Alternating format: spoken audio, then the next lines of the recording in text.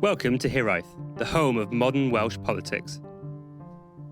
Inflation remains high, unchanged at 8.7% in May, and despite predictions, it would fall.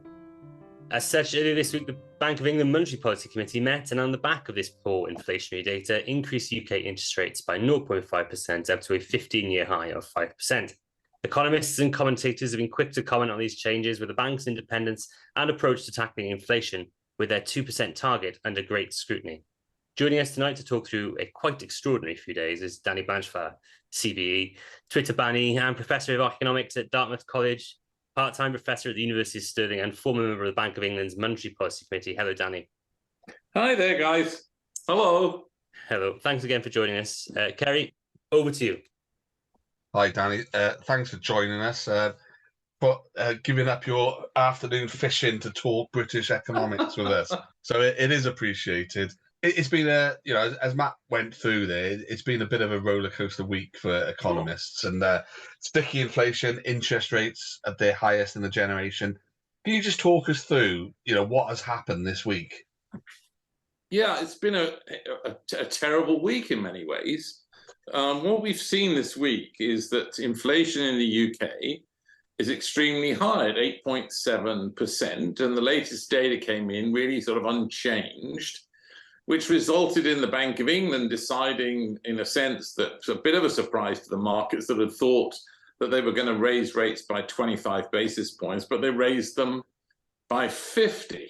And the logic has to be that they raised them from 0.1 to 5%, so let's say by about 500 basis points, and they've managed to get inflation down by 1. It was about 10, now they got it down to 8.7.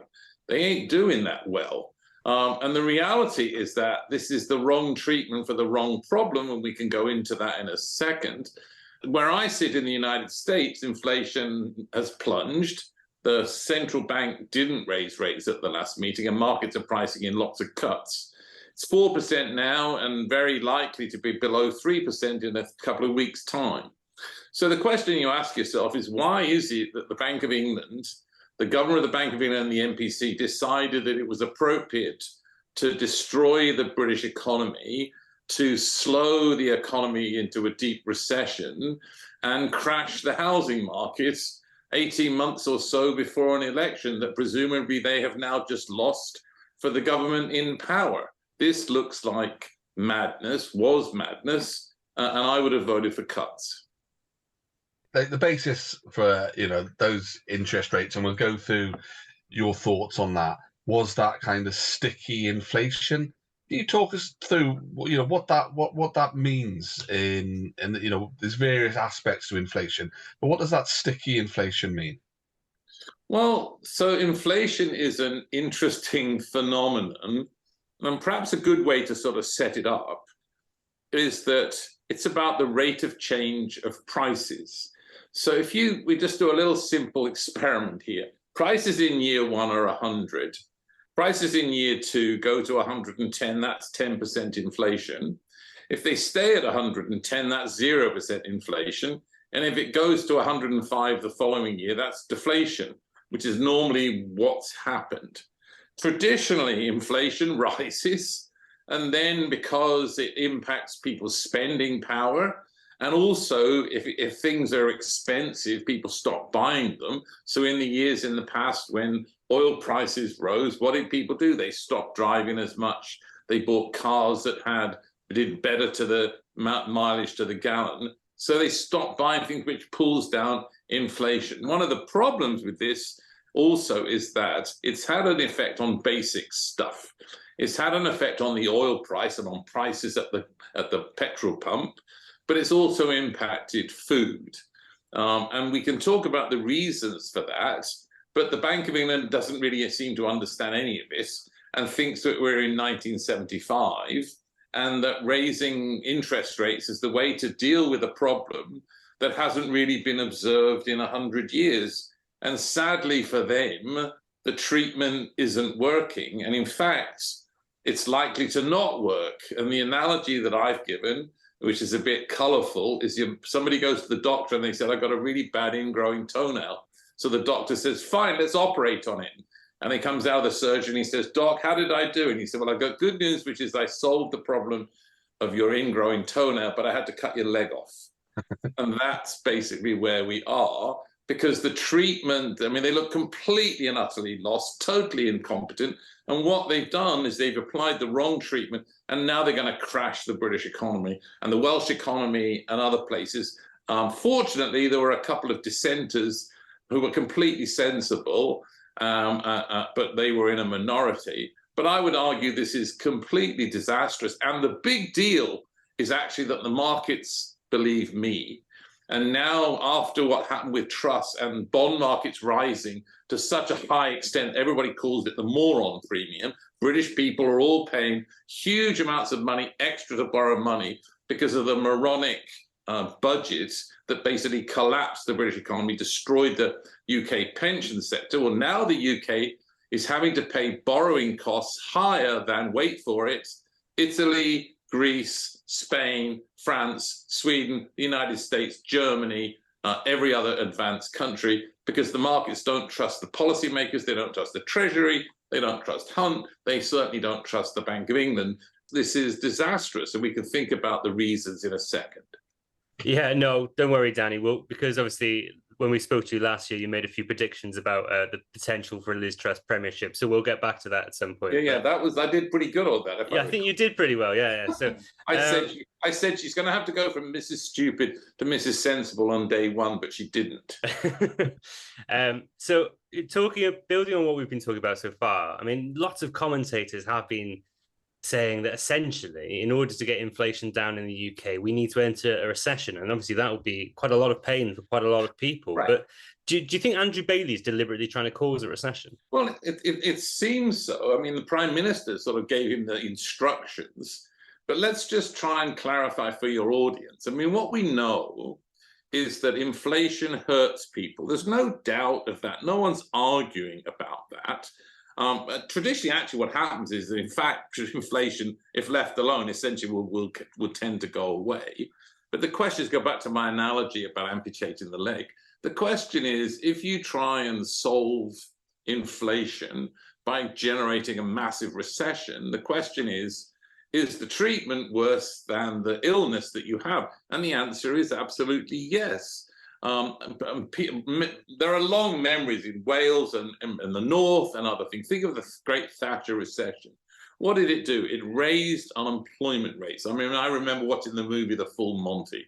That was a very sad movie. It was about people being utterly in despair because they couldn't get work. And the evidence we have is that, just wait for it, a rise of 1 percentage points in unemployment, so imagine from 4 to 5, how does that compare to a rise in inflation from 4 to 5? The answer is, well, in well-being terms, it's about 6 times worse to have a rise in the unemployment rate. It took 20 years with Thatcher to actually get the unemployment rate to go back to where it was at the start. So not only do you generate a rise in unemployment and joblessness, it takes an inordinate time to bring that back. So yeah, you say, I'm going to halve inflation, but I'm going to create havoc in the housing market. I mean, we can talk again about that. Create havoc in the housing market where there are 1.5 million people who are on low fixed rate mortgages for a couple of years, and now they're coming off those. And intentionally, on the part of the MPC, they're going to wipe out the housing market. They're going to wipe those people's living standards out, because that's the purpose of what they've just done. The folks who don't have mortgages are unlikely to become unemployed. I think it's a really good idea to make people who do have mortgages destitute and wipe out the value of their houses and push them into negative equity. That's what they've done on purpose. They know what they're doing. They're doing it on purpose. The question is, how far are they going to have to go? Well, if you raise rates by 500 and you got inflation down by 1, I just set this up for me. In 1989, I left the United Kingdom to go to America because interest rates on my mortgage went to 14%. And that equaled my salary at the University of Surrey. And I said, I cannot pay. I've got 2 young daughters, and I decided I could go to America. And so I know what it's like to experience a big rise in mortgages. So they've done this. They've done it on purpose. And it's not going to impact them. Presumably, if they don't have a mortgage, they're not going to become unemployed. They're doing just fine. And it's basically, it's on everybody else. And the governor of the Bank of England says workers are going to have pay cuts. Well, turns out that real wages, which means what you can buy today in the UK, is no different, not higher than it was in 2007. So he doesn't say to firms and to CEOs and profit takers and so on, and Tory party donors that you can take a cut. They say, workers, you've got to take a cut because you're not even better off than you were, 16 years ago. So this all makes no sense. And of course, the markets don't like this because they know it's nonsense. Just as a side point, there's a new Full Monty TV show. Yeah, out. I've seen that, and it's actually surprisingly quite good. But again, a really interesting critique of our current economic of not finding work. Yes, absolutely. Yes. So let's talking about interest rates specifically. Obviously, now they're up to 5%. This is the highest level since 2008. You know, it's the 12th, 13th rise in 18 months. I mean, when you spoke to us last time, you said that the Bank of England would sort of be forced into cutting rates by the end of 2022, but they've kept going up. What's the real politic for why they keep doing this if it's not necessarily the right lever? Right. Well, somebody else has got to pay the cost, right? We've got to blame somebody else. That's the story. And ultimately, there's somebody else we're going to have to get to. So yeah, in a sense, the handbrake U-turns are what had to happen with Truss, and we can see what happened there. And this is all very likely to happen as the world gets more disastrous.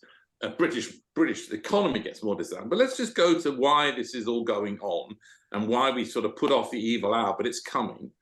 So there were two shocks common to the world since 2019. The first was obviously COVID, and that impacted supply chains. You couldn't import cars from Japan. You couldn't get things.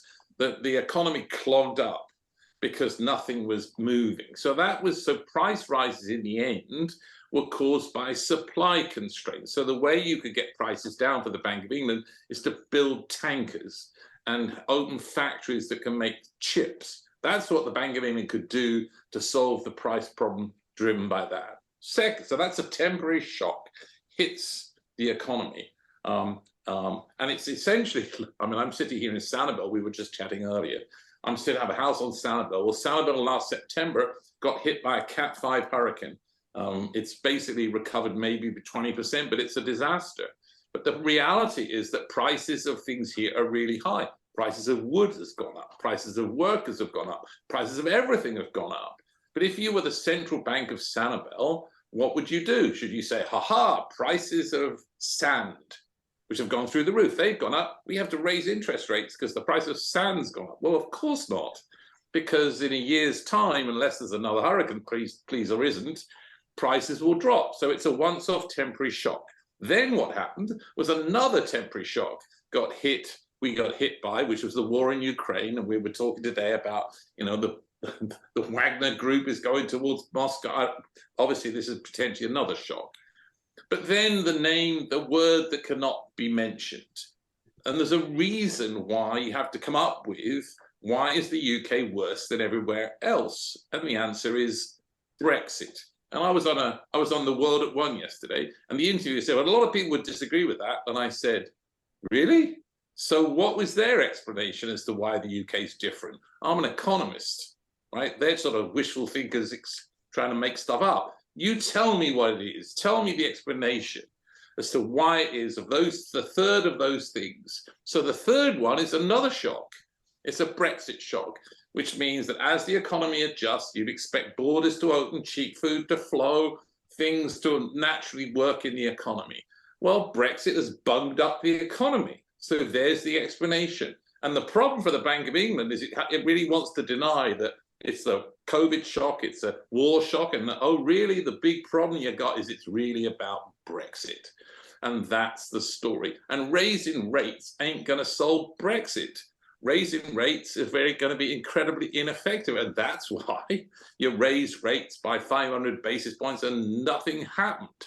Nothing happened. So then you say, well, we've got to raise them again. And we've got to raise them again. And we've got to wipe out the rest of the economy, which makes absolutely no sense. And the last bit I'm going to say, the two dissenters on the decision were 100% right, because they said, well, there's been 13 rate rises, and rate rises take about 18 months to 2 years to have any effect.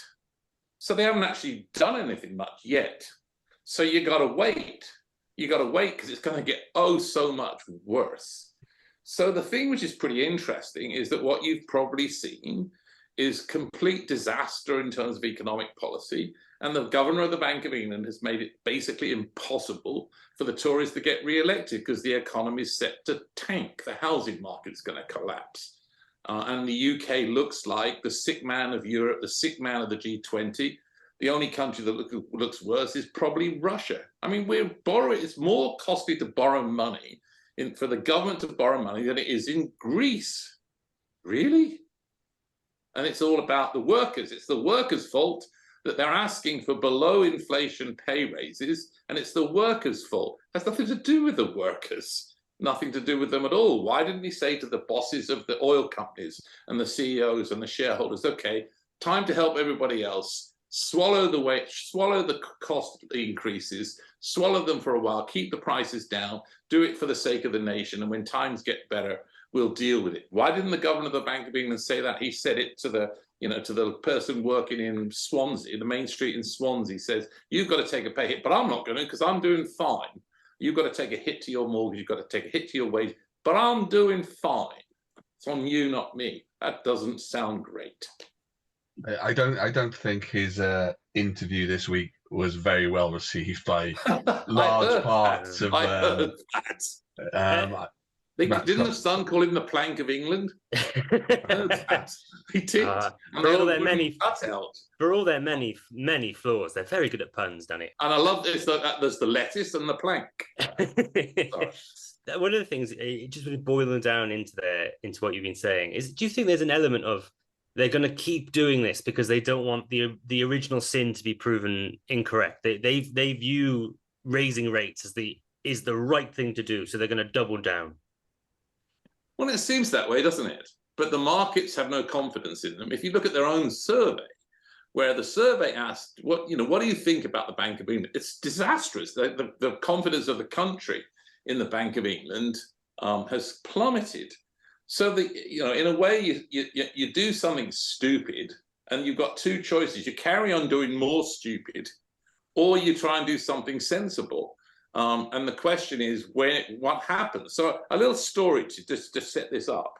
I gave a talk last week in Scotland to the British all the pension funds, and I said to them the week before the budget and the announcement came in the budget.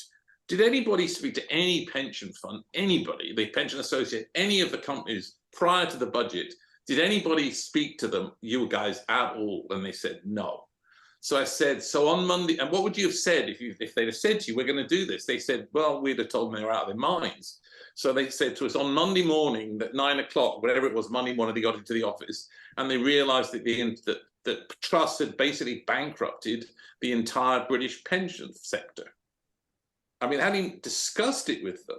So this is and then on Tuesday, the mortgage market collapses because because the mortgage company couldn't price products. What you're going to see here is that the Bank of England is going to wipe out many of these banks who are holding these mortgages because people are going to go into negative equity. They can't afford to pay it.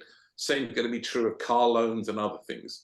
So the answer is they kept on doing what they thought was quite useful in 1975. But remember, this is the same group of people, the same institutions that missed the Great Recession in 2008. Recall in 2008, I kept saying, you guys, you don't know what you're doing. This is a Great Recession. Anyway, you've got to worry about inflation. I remember August 2008. The UK had been in recession since April. Every European country had been in recession since April. The US had been in recession since December 2007. And the other 8 members on the committee said, we've got to worry about inflation. Inflation's at 5%. We've got to really worry about it, and we've got to raise rates. Well, here we go, same again. They said the same things then. So this whole infrastructure, this whole method of doing things, I mean, they have no idea what's going on with inflation. They have no idea what's going on. Admitted it, haven't the faintest clue. They haven't the faintest clue in 2008 either. So the man walking down, the main street in Cardiff is entitled to say they know not what they do, which is what I wrote in a blog this week. They know not what they do, and they're making it much worse. And obviously the question is, at what point do they make handbrake screeching U-turns? I mean, Hunt went to see some of the banks who said things like, oh, well, we'll dither and dather for a little bit and hopefully things won't be so bad. But yeah, that ain't going to work. What do you think will work, Danny? The Bank of England, I'm sure they've got, a lot of things to do, but the big one, which is in the news every month, is that 2% target. And I think as long as I've been interested in this side of it, it's a very much an amateur kind of view. They're very really on that 2% target. They're either well under it or, as we are now, well over it. They obviously got the lever of interest rates, which is they're independent of government with that. Are there any other levers they've got? Or has government got levers they should be using? See, they have a lever called interest rates. And they have a lever of interest rates when things are basically driven by stuff on the demand side, by people pushing for wage increases and so on. They don't really have the interest. The point of our conversation is that the interest rates don't work really well when what you have are supply side problems. Think about what happened in COVID. So prices of stuff went up. The price of wood went up. Well, why? Because you didn't have domestic production of wood. You imported it from around the... So what does the central bank do? Does the central bank go, oh, the price of wood's gone up, we've got to raise interest rates? Well, that's obviously a problem. The other issue is this, Kev, just to throw from a non-economist. So why do you think the inflation target is 2? Any idea? Why not 2.5 or 3 or 1 or 4? Do you know the serious answer is that about 40 years ago, a guy in New Zealand thought, well, 2% is a good idea. Let's try that. That is literally the reason. So what we've learned, Kerry, is that 2% was just an arbitrary number. Pick a number. Well, that's so you picked up. But here's the thing we learned. We learned that the problem with 2 is it's too close to 0. So what if you'd have picked 4? Suppose Blanchflower says, well, actually, here's a solution. I'll make the inflation target 4. Well, the first benefit with that is that you wouldn't have to raise rates so much because you could get it to 4. With in the US, it's now at 4 already, right? The problem when it got to 0 is we went, oh, God, what do we do about negatives?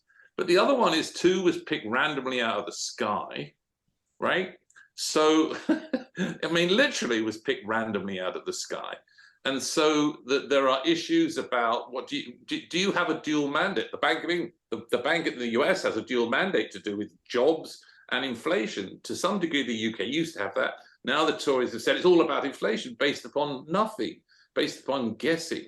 The logic is, I said before to you, that a rise in the unemployment rate is 6 times worse. In pain terms, it's 13 times worse. So you say, pain rises because of unemployment. People in Wales suffer much more in pain terms from a rise in unemployment, which affects the people who are unemployed, and it affects everybody else because they're worried about their children and their grandchildren and their partners and so on. So the answer is this inflation thing is from an age of the 1970s. It's not for this age. And it certainly seems to me that the Bank of England first, the MPC second, and it's the tools that it has are not fit for purpose, and then made worse by the Treasury that also seems unable to understand how the world is. And basically, if you're making overly tight monetary policy, you should loosen fiscal policy. And they've made the double dilemma and done that in the other direction as well, which is why the markets have basically treat the Treasury and the Bank of England as if they're institutions in a banana republic, which has never been true before, because they allowed Truss to exist and operate and do the things that she did, and now we're seeing this basic desire to crash the economy and to from the United States to allow a country to make the most ridiculous economic suicide decision that has ever been made of Brexit. Are there any other levers, though, whether they're in the Bank of England gift or government? And this is one of the interests.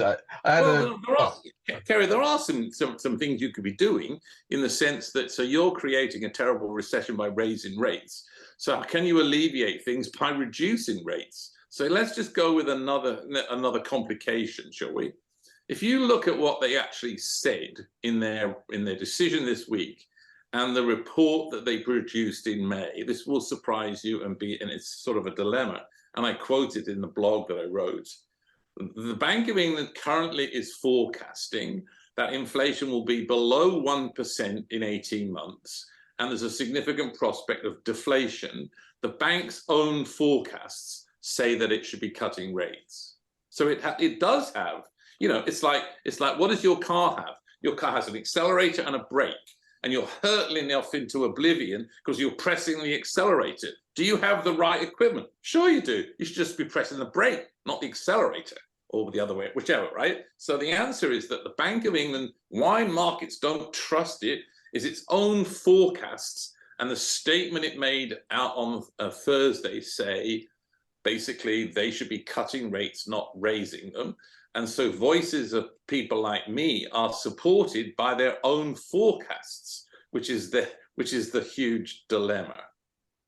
It sounds complicated, but that's why two people dissented and said, this makes no sense whatsoever. They dissented today as I dissented in 2008, and pretty much for the same reasons, which is that the others are in some gaga, I call it gaga land, worthless. I mean, the other part of it is that the way you might want to do it, Kerry, is you probably should try and reform the Bank of England, the way that it operates. And I've argued a lot about that. I've written a recent paper with Andy Levin. I mean, imagine if you scrap the MPC in the form that it's in, and you said, okay, that there'll be 5 members of this committee, the governor of the Bank of England, and a representative of Wales, Scotland, Northern Ireland, and perhaps the manufacturing sector and the service, or some such thing, where you actually have representation, where somebody, instead of saying, like the current, the current internal members are either work for Goldman Sachs or work for the Treasury, and they all live in London. Well, the answer is it is about having tools, but it's about understanding what impacts ordinary people. So in the United States, the structure is that there are representation from the whole country. Who represents the interests of Wales? Who represents the interests of Scotland? Who represents the interests of Northern Ireland on this committee? And you appoint, they just replaced Tenreira, who's a professor of economics, with another banker. So you've got a banker, and then Goldman Sachs and bankers and Treasury people. What do they know? What they don't even live outside London and the South East. They've probably never even been to Cardiff and know where Swansea is. I mean, that's the truth. I know where it is. I went to school there. My grandparents, it's okay, I know. I used to go to Gow, I went to Cardiff, the university school, but that's the truth. So the answer is, what tools do they have? They have tools which involve having people who actually understand what's in the best interest of the people of the country. And that's a really big dilemma. And I think politically we're in deep trouble. And people are. I mean, we've seen rising strikes. I mean, what did Sunak say in the last 24 hours? That probably they're going to not accept the recommendations of the public sector pay review bodies and not give recommended pay rises to teachers. Oh, that's a good plan. That's a really good plan. So inflation's at 8.7. The pay body recommended 6, and you're going to say we're not going to implement that. So that's a 2.5% cut in real living standards. So they're going to make it bigger. That should be popular. I'm quite worried about the 2% target and where that's come from. Now you've told me that's quite interesting. I mean, it's literally true. That is literally true. And so think of the logic. If you had it a little bit higher, no reason to not have it at 4. That would mean life. As long as the thing about it is inflation is fine as long as it doesn't vary too much. But everyone should understand, once we got down to 0, then what can you do? Can you have negative interest rates? And that's why you had to do quantitative easing and all of this. But if you had inflation target just a little bit higher, that would mean right now they wouldn't have to be raising rates to the degree that they are. That would be a good fix. But I often wondered this week, I had a few discussions with people about some of the other levers, I think, with government, because, you know, and this is where the politics come into it and why the Bank of England was given that independence. But there's an element of the government having the ability to use their tax raising levers, which are also powerful. Of course. And do you think it's the politics of that which makes them not want to use that? And, you know, there's various aspects of tax we could look at. Well, I mean, the United States has just passed an inflation reduction giant spending thing, which is the opposite to the austerity story. I mean, I thought, you know, I think after I was at the Bank of England, I wrote weekly columns in the New Statesman and the Guardian and the Independent, and I talked about Slasher Osborne, and I talked about what happened and basically the class war that Cameron and Osborne basically declared by imposing austerity. Austerity was based upon no economic foundation whatsoever. It was based upon, well, essentially a lie about the fact that you get to 90% debt to GDP ratio and that slows growth. That was shown to be at best a spreadsheet error. So what you have then is growth from 2010's rising, then you impose austerity. And both Cameron and Osborne had this last week in the COVID inquiry, had the temerity to argue that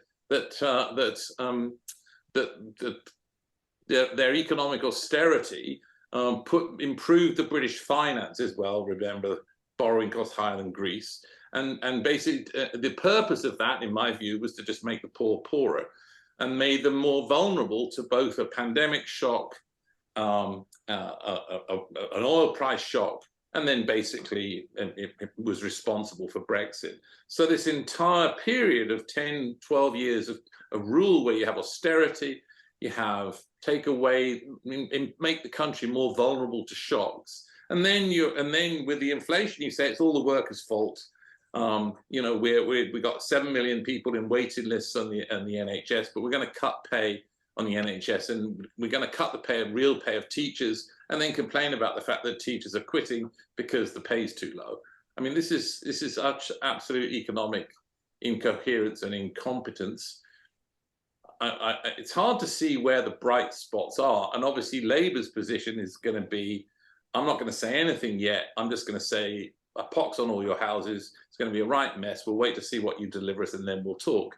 That is a considerable concern. That are they doing the work? And I suspect they're not. But I agree. I think we're in a terrible situation. Living standards are collapsing around us, and people are rightly scared. The only hope I can give to people is that it'll get bad enough that this government will have to reverse itself, and the bank will have to reverse itself. But, you know, presumably there's going to be social disorder and unrest. People are going to stand up and say, enough. So I'm going to build into a little bit again on that, Danny. So we've talked a lot about the Bank of England, but if we can talk a little bit about sort of high street bank products now. So one thing that's been said to me a lot in this last week is by my friends who don't have mortgages. They're sort of savers, younger people, and they're questioning whether this interest rate hike could actually be good for them. Will they see their savings accounts? Will banks pass on this interest rate rise to savers? Is that at all possible? Well, if the oil price rises, there are losers and there are winners. The rise in oil prices helps Saudi Arabia and Iran and other places, and there could potentially be winners. But there are always losers. And the question is, do the losers have any effect on you if the losers are your grandchildren or something like that? The other thing, in a way, that people don't really get is that if you raise rates, that raises the cost of borrowing to businesses, and it lowers their profits and it lowers their dividends, right? So obviously, if you slow the economy, you could say, well, yippee, you know, I'm relatively better off than someone who took out a loan, but I'm still worse off, right? I'm worse off. I'm just not as worse off as the guy next door or my pals. Well, that's fine. You know, the impact now of rate rises is less than perhaps it was, because, you know, a third of people own their own houses. But then, you know, There are issues here. Savers against borrowers. I mean, at the Bank of England, I recall the letters you mostly get from people are from savers who say, I want higher interest rates on my savings, and if anybody had to borrow money, it's their bloody fault. Tough luck. I want higher interest rates. Well, I mean, the question you have to ask these people is, so you'd like to crash the economy, would you? Great. You're a saver. Yip-de-you. Now you're a saver, you're doing fine, but your pension isn't going to rise. The benefits aren't going to rise, and you or your wife or your child or your son or your grandson is going to be out of work. How would you like that? I mean, that's the answer. So, you can say, well, it's fine. I'm better off than they are, but unemployment hurts, and it hurts much more than inflation does, because everybody's hurt by the experience of unemployment. It's hard to escape from it unless you're a member of the NPC living in London on a pension from Goldman Sachs and from a nice income. But now they're bleating because people are complaining about the fact that they've decided that somebody else has got to pay for their incompetence, not them. Just on the ordinary worker in Merthyr Tydfil is the one who's got to pay. Yeah, I think I did look at what Andrew Bailey's annual salary and pension pot per annum was, and it is he gets very well renewed. Something, right? It's about 600. Is that right? 600 all in, 100 grand a year pension pot and $500,000 salary. Right, but he's not going to take any hit. No, and I presume he doesn't have a mortgage, so Yeah, it's a different. Fine, but how can you end up saying workers have got to take a wage hit? Why? I mean, real wages today are the same as they were in June 2007. How is this because of workers? It absolutely isn't because of workers. You stupid man. You're out of touch with reality. I mean, come on. The workers should just say, shove it. It's not because of me. It's because of your incompetence, not because of me, not because me asking for wage increases. I'm asking for wage increases of 5% with prices rising at 9%. So my real living standards are falling. And you're telling me that they should fall more? Come on. I think the Bank of England comms team got a lot of this week. The optics looked really bad on. Well, they deserved it. They entirely. Couldn't you think of anybody who deserves it more? Well, yes, yeah. I'm breaking up our script, but just on what Matt asked there about the savers, one of the things which I thought was quite interesting was the government decided to meet with the lenders and see if they could kind of cajole them into certain things. I don't know what they were expecting, and I think they got a few concessions over kind of longer term and freezing of mortgages. But do you think that's something they should be looking more at? Whether that's even feasible, really? Who benefits from higher interest rates? The banks. So if you don't do it, I would have said to them, you can voluntarily do things to help people. You've got a week. And if you don't, I'm going to impose a tax on your profits. And I'm going to basically help them, people who've been hit by this, because your profits have gone through the roof. So you've either got two choices. Go and do something. Don't pass on, for example, don't pass on the interest rate rise. Swallow it. You could swallow it. You don't have to. Because remember, they don't pass it on to the savers. So you could swallow this for the good of the country. You swallow it. And obviously think about what happened with the energy prices.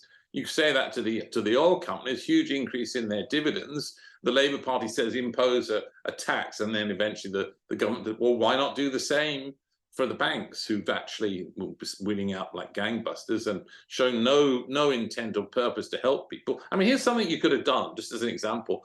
In 2015, you should have done this. Around me here and my kids in the United States, same institutions give mortgages. They sell 15 and 25-year fixed interest rate mortgages. So in 2015, why didn't the government say, well, interest rates are really, really low. We'll allow this product to come. Would you like to buy a 15-year mortgage at 2%? Well, yeah, I would have. So then if the interest rate rises, what happens? Well, the answer is the banks take the hit. You don't. Well, they didn't want to do that. Well, you had the option from 2011, 12, 13, 14, 15, 16, 17, 18, 19 of introducing these products. You can't say that the products can't be introduced because the same banks that operate in Britain operate in the United States and offer them. So there was a fix you could have come up with. You could even offer them now, because what happens is that people take out these mortgages. Suppose they took one out today, which is not a smart thing to do, but you might have to. But what people can do, imagine you took a mortgage rate out at 6, and in 18 months interest rates dropped to 2. Well, then you can refinance it. You drop the 6 and you buy a 2, right? So obviously the government has chosen not to. It chose to help the banks. It chose to give income to the banks so that when interest rates rises, the people who were mortgage holders would lose and the banks would get more money. Well, they could have done that and should have done that in over a 10-year period and chose not to. And now they're bleating. Well, sorry, that's the consequence you brought by your lack of sympathy for the poor people who you tried to trash through your austerity, and you removed the, if you like, the buffer that was there from the public sector. And here you are again trying to do the same thing. You trash the NHS, and now you're going to try and not even go along with the recommendations of the public pay board. I mean, I remember in the 70s, I was at college, there was a 3-day week and there were strikes, and this was really, and there was trash on the streets. People, I mean, you could tell me more about it, but people I don't think are happy. Well, whilst we're on mortgages, Danny, I mean, I don't know if you've seen this week, but the Chancellor Jeremy Hunt has said that mortgage lenders will have to implement a 12-month waiting time before they start repossession proceedings against those who can't afford to pay them. But that's great, because in 12 months, I was just going to ask. In 12 months, how's that going to happen? I was just going to ask: is that simply just delaying the inevitable pain? Yes. I mean, here's the thing that also they haven't talked about. So you're delaying paying on your mortgage, but what they've done by this action is they've crashed the value of your house. Right? They crashed the value of your house. So now you are sitting in negative equity. Well, maybe what you should do is just default. If you're sitting in negative equity, you say they're going to well, fine, let the banks deal with it. So now they've driven people into negative equity and tried to force them to carry on making these payments, but the institutions themselves are now holding mortgages where people are going to be in negative equity, which is not good. I mean, what happened in the United States in 2008 was a thing called jingle mail in many states. So jingle mail was, there's a no recourse loan. So once you made a loan, if your house value went negative, you could literally, without a recourse back to you, you could take your keys, put them in an envelope and send them to the bank. And that wiped out lots of banks. Well, we've got issues with banks around the world. We've got issues with banks, and I think in America, we've got huge issues with commercial real estate, which we probably do in the UK to come. Half in offices, but in America, office space is occupied half as it was pre-pandemic. So this is generating another whole slew of implications. Remember what they didn't know, that they were going to have an impact on the pension sector. They had an impact on the mortgage sector. Presumably what we're going to see is that the mortgage sector is going to be in deep trouble because, yes, you better start doing your thing on, yes, you better carry on paying, but you've got a £300,000 mortgage on a house that's worth 200. Now what you going to do? I mean, that's where we are. So I know we talked about this a little bit earlier, but the last time you were on, you did give some, I think, fairly accurate predictions about what a Liz Truss and Kwasi Kwarteng 10 and 11 duo would do. So you said there'd be a hit to the bond and stock markets as well as the shorting of the pound. So I think pretty spot on. What was your assessment of that period of premiership? And even with those predictions, were you surprised that she managed to do so much damage in such a short space of time? Yes. So I talked with you. I wrote a couple of columns in the Evening Standard and elsewhere. And I said, the markets don't like a clueless amateur. I said that the day you get into office, the chief advisor, meaning Tom Scholar, who was the permanent secretary, is going to explain to you that you can't do any of this stuff. The thing that surprised me was, A, she didn't basically fired Scholar. Second, didn't consult the pension sector. I also heard from someone who told me that the nameless person at the Cabinet Office told me that the Cabinet Office weren't told at all what was coming, and neither was the OBR. So the thing that struck me was the utter incompetence on the part of these clueless amateurs. But I think what surprised me most, I didn't think it would happen that fast. I didn't think, 3 o'clock on Friday afternoon, you announced it, and by noon on Monday, the UK economy was trashed. I mean, the idea that you would have a website with a picture of a lettuce and the country was watching to see who had a longer shelf life, and the lettuce won. I mean, Brexit had made the UK, a laughing stock, and then this woman, this clueless buffoon, has then tried to go and say, well, nobody told me about that I would crash the pension sector, and nobody. Well, we did tell you, actually. We told you the markets don't like clueless amateurs, and you're an idiot, and that's how it proved. But the fact is that she was the prime minister. She implemented these measures. That's why we have the moron premium. That's why Kerry and Matt and other people watching this are spending, $1,000 a year each, £1,000 a year probably each, extra every year because of her, because of the people who voted her in, the Tory party who allowed that to happen. Complete disarray. But it's not as if it was a surprise. It was, we predicted it, we talked about it. So I was shocked that it happened that quickly. The lettuce won. But the credibility of this government is, I've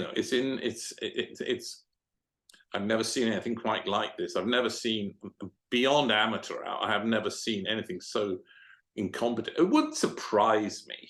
It wouldn't surprise me if the Chancellor fired the Governor of the Bank of England because they need a fall guy. I wouldn't be surprised. So we'll get on to that, but I'm intrigued just to follow up on Liz Truss before she's, forgotten into history, apart from when she turns up at the cenotaph every year. What have you made of her statements since leaving Downing Street, that essentially it was the blob, the markets undermining a democratically elected prime minister? What have you seen of these sort of strange statements she's been making since? I've been a professor for nearly 50 years. And if you fail somebody in a test, they normally come and say, I shouldn't have failed my test. And you say, I've done this for 50 years, and yeah, you should have. And what you've said, I'm afraid you failed the test. So I think it's, the trickle-down economics stuff was always a laughable joke. I mean, she even thought she would try and make Mark Littlewood a lord. Really? Oh, great. So there's the Institute of Economic Lunacy, who's argued about trickle-down economics and that, you can do all of this stuff and you can, even there are several there. My old dear friend, Jerry Lyons, he and I went to graduate school together. We politically don't share, but we're quite different politically, but he's a good fella. And I go on programs with him and, we can have a decent conversation. And he told them not to do it. He told them that you shouldn't do this. He told them that you have to be mindful of what the bond markets are going to do. And in the column I wrote for the Evening Standard, I said, recall that James Carville wrote that he was the chief advisor to Bill Clinton. And he's the one who got the phrase, it's the economy, stupid. And he said, apparently he wanted to come back in the next life as a great baseball hitter. So with a great hitter at baseball. And he said he realized after doing work in economics that he wanted to come back as the bond markets because they really have power. And thankfully, they destroyed Liz Truss, who deserved it. So again, whilst we're on the Conservative Party, what has been your assessment of Sunak? And do you think that he might need a fall guy sometime soon? Well, he was the Chancellor. He supported Brexit. He has done, he supported the madness of Brexit, which has basically lowered the GDP of the UK enormously. And since it happened in 2016, I endlessly said, could somebody please tell me an economic benefit of Brexit? And nobody to this point has ever come up with one. So I think he takes the blame for that. And then, and obviously when there's political issues about, we ignore the politics. But the idea that you would say things like, I'm going to halve inflation, I think the answer is he's going to pay the political price of inanity and not really understanding the economics. The whole thing that he did, which was, what was it? Eat out, what was it? Dine out to kill people, whatever it was called, right? So I think he will go down as, hard not to be better than Truss, but hard to see how he's politically going to going to survive this. I mean, the only issue I think is to what extent does the Tory party get wiped out? I mean, you've been in office for 14 years. Ronald Reagan, the famous line, which is, are you better off than you were when this lot came into power? And the answer is clearly not. And so I think Sunak looked weak. His economic strategy is weak, and the very fact that he has advocated for Brexit means he gets an F. Coming towards the close of the pod, Danny, and I think we're going downhill, so I'm worried about my next question. We're not going downhill. Well, we've got this government for possibly over a year or more agreed. now. Agreed. And what do you where we are now, the roller coaster of the past week, and quite significant global things going on at the moment. Correct. What do you think the prospects for? Well, firstly the UK economy, but then the wider global economy for the next year. Hopefully you'll come back on for your third visit this time next year or something. Let's just see what your predictions economies are like. Bounce back, right? People bounce back, and they learn from mistakes. So hopefully the answer is, think about what happened in 2008. So the economy was hit by a horrible shock. People missed the Great Recession. And then eventually the policymakers got their act together, threw the kitchen sink at it, and the economy bounced back. And then what happened was that the bounce back was killed off by George Osborne.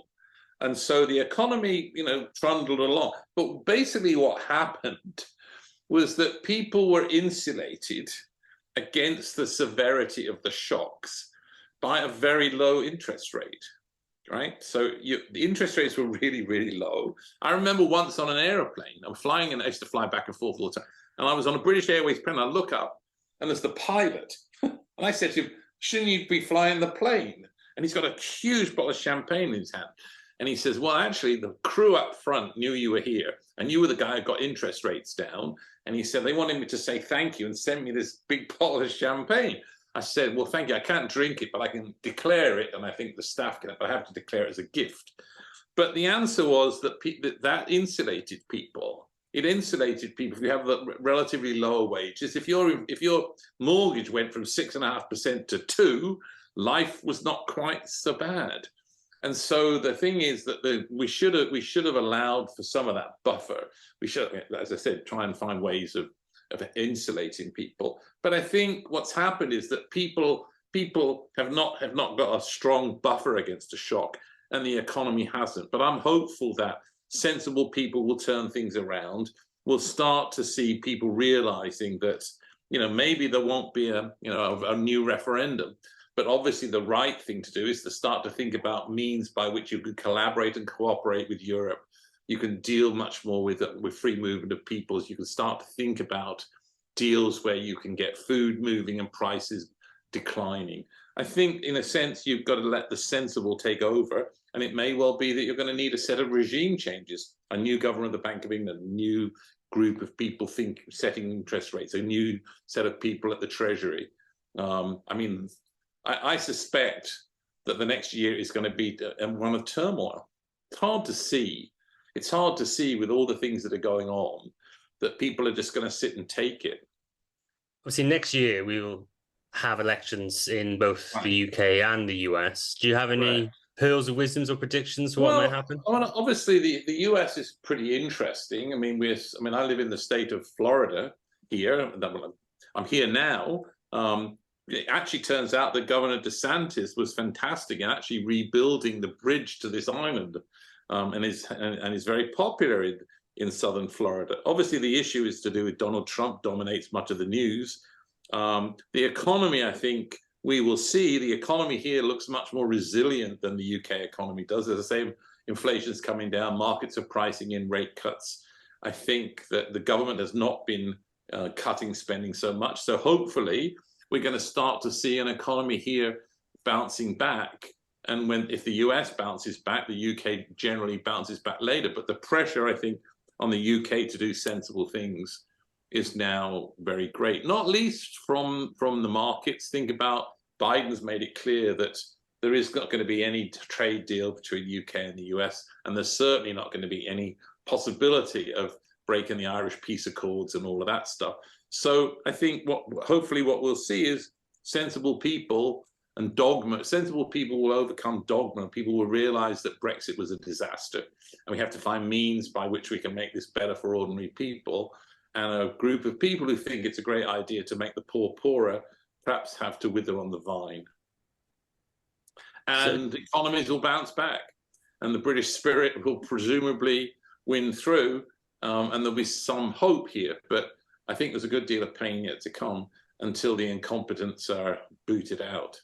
Without going into American politics in too much detail, Danny, DeSantis might be popular in the South, but hasn't he gone to war with Disney in the other part? Well, he has. Yes, he's gone to war with Mickey Mouse, and he passed. He's gone to war with Mickey Mouse. I mean, come on. He also passed a thing which says that abortions beyond 6 weeks were illegal, and he's gone to war with woke. So there's all of that stuff. We've seen shenanigans going on in the Congress where people are fighting with each other about two MAGA women are fighting with each other about whether they're going to try and impeach Biden and censor some. I mean, the politics have just become kind of laughable, but ignorable. I mean, it's ignorable in the sense that this is talking to 20% of the population, but it's going to be the next election is going to be determined by women voters in the suburbs, and they're pro-abortion. They're much more centrist, and the question is who's going to be able to go to the center. But I think what we're seeing is obviously the sort of death throes of Trumpism as the various court filings build. So in the last couple of years, there's been an attempt to tell politicians to get off Twitter, to stop listening to their echo chamber. But unfortunately, Danny, at the point of the episode which we'd normally ask people what their Twitter handles are, you've been kicked off. Do you have any idea why? No, I have no idea. Although I think I have a guess. I have a guess what it was. So, but they won't tell me. They just said, you're off. I go, it's been a Twitterless world. So here's what I think happened. I had a blue verified sticker, right? I had a sticker which said you were verified. I had 120,000 followers, and it got removed. And I said, this is ridiculous. I said, I'm not going to pay $8, and I'm going to block anybody else who had $8. And I said, the reason is that prior to that, there was one Pope who had his Twitter handle verified, and now there are 23. Made no sense. So I think that's probably what happened. And I just said, this is a joke. So I was booted off, never told why. And a Twitterless world seems better. So I do have a new blog. If you go to my webpage, it's called The Economics of Walking About blog. That was going to be my next question. So again, thank you so much. I'll send you the link, and if you can post it, that would be good. But absolutely, I have already been blogging away, trying to suggest that life is complicated. Why you boot me off? I don't know. Elon Musk probably didn't like me. I don't think I did anything other than that. But I think that's probably what it was. I wasn't going to pay my $8. And I think I also said I think everybody else should block anybody who spent their $8 too. So that's probably what did it. Danny, it's an honourable estate, right? To be Twitterless. Danny, it's been an absolute pleasure. Thank you for coming on for the second time. And if you've enjoyed what you've heard this evening, please don't forget to find us on all the socials at HereI'vePod. You can go to our website, www.walespolitics.com. And thank you so much for supporting us with your ears. But if you would like to do so with your wallet, you can go to www.patreon.com/HereI'vePod. Thank you for listening to Here I've. If you like what you heard, please don't forget to subscribe, rate, and review.